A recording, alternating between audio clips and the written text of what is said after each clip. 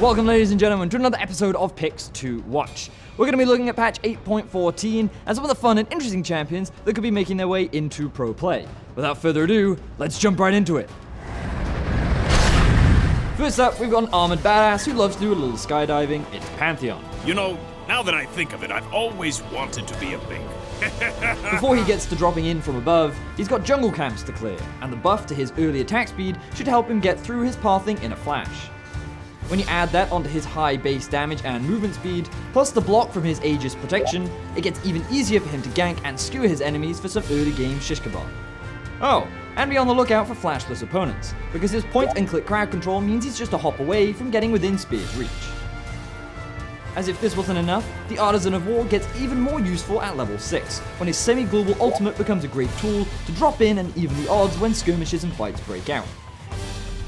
His main damage abilities scale incredibly well, meaning he doesn't need that many items to cut his enemies down to size. Speaking of items, Pantheon's build path is straightforward but fairly flexible. He'll always start off with a Warrior enchant, which can be followed up with a Black Cleaver, Guardian Angel, or Steric's Gauge, depending on what the game calls for. Pantheon's built to pack a punch in the early game, so that he can start rolling into a spear-throwing snowball. He has to make it a point to grab an early lead and then look for flanks later on, because if he doesn't, it'll be Pantheon's short range and lack of teamfight utility that disgraces the Art of War. We didn't have to leave the jungle to find our next creepy crawly pick, and after a year full of incremental buffs, Elise could finally be spinning her way back into competitive play. Surprise! I do right. With AD heavy compositions finding a niche in the meta, Elise could add some much needed AP damage to the team profile while not sacrificing too much utility in the process. The Spider Queen's early game should send shivers down the spines of her opposition, especially due to her ability to weave creative gank paths and control objectives with her Repel and Cocoon. Thanks to her venomous early game damage, she pairs exceptionally well with shoving laners, who can join up with her in the enemy jungle to make sure any foe caught in her web is a dead man. Elise has also been the beneficiary of buffs to Runic Echoes. The increased ability power and cooldown reduction means she can easily pump her targets full of toxin before wrapping them up and finishing them off with a fatal bite. Full AP itemization is the norm on her, so expect to see Morella Nomicon for the flat magic penetration, followed up by Azoni's Hourglass to keep her from getting immediately squashed. Similar to Pantheon, Elise falls off in the late game due to her poor scaling and glass cannon build. However, her Cocoon can always set up a silk-laden pick, while pesky use of her Repel can buy time for her team to arrive, helping her avoid what would have been a certain bug splat.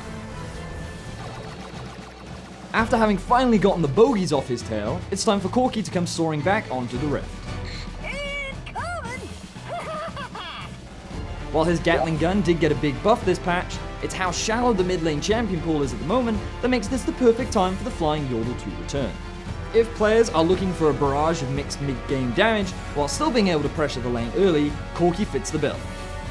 The daring Bombardier is known for his early push prowess, but it's his ability to drop phosphorus bombs, fire rockets, and level structures later on that makes him an ace pilot.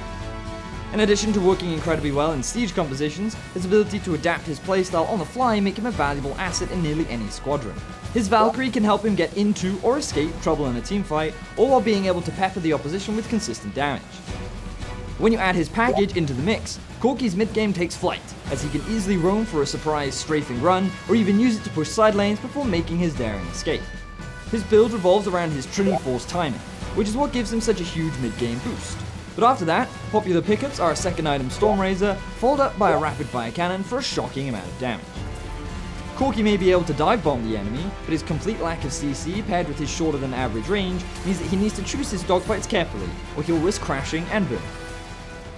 That is it for this episode of Picks to Watch. If there are any fun or interesting champions you think could make their way into pro play, be sure to go down into the comment section and let me know. Thank you for watching, and I'll see you in the next one. Sparta, what is your profession? Oh, oh, oh.